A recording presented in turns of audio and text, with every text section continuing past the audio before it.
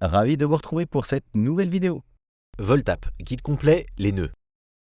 Nous allons explorer le concept au cœur de Voltap, les nœuds. Qu'est-ce qu'un nœud ? Un nœud est un morceau d'application de Voltap que vous pouvez réutiliser et configurer à votre guise. Une app est créée grâce à un ensemble de nœuds.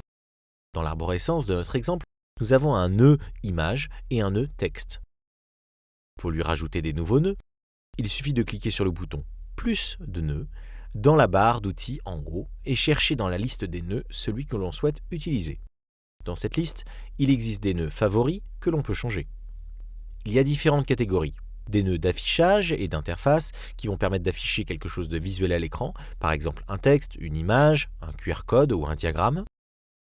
Les nœuds de mise en forme sont des nœuds spéciaux qui vont mettre ensemble plusieurs autres nœuds, comme le nœud grille pour assembler des images, le nœud overlay qui va superposer les nœuds les uns sur les autres, ou encore le nœud section qui permet de placer les nœuds verticalement et horizontalement. Viennent ensuite les nœuds formulaires et interactions pour récupérer des informations sur les utilisateurs, comme un input pour récupérer du texte, un calendrier pour récupérer une date ou encore un scan de QR code. Ensuite les nœuds système, comme le nœud liste qui permet d'afficher des données dynamiquement. Le nœud écran permet quant à lui de naviguer dans l'app. Enfin, les nœuds intégration permettent de se connecter à des outils externes comme le tableur Google Sheet ou encore avec des bases de données comme Firebase de Google, l'alternative open source Supabase ou encore le simplissime Airtable. Pour ajouter un nœud à mon projet, je peux simplement glisser le nœud dans l'arborescence.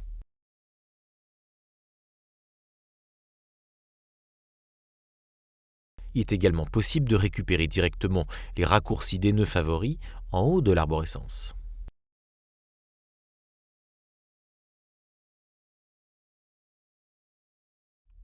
Quand on clique sur un nœud, le menu de droite change. Il s'agit de l'inspecteur qui affiche les attributs du nœud qui sont rangés dans des catégories qu'on appelle les composants.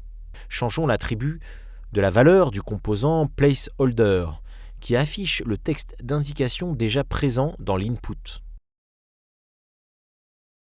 En tapant « Rechercher » on voit que le texte s'affiche à l'écran avant que l'on tape du texte. Dès qu'on clique sur « Aperçu » et qu'on y tape quelque chose, notre placeholder disparaît. Et voilà, c'était tout pour cet épisode sur les nœuds. Et voilà, c'est tout pour cette vidéo. Je vous retrouve très vite pour un nouveau chapitre sur le no-code.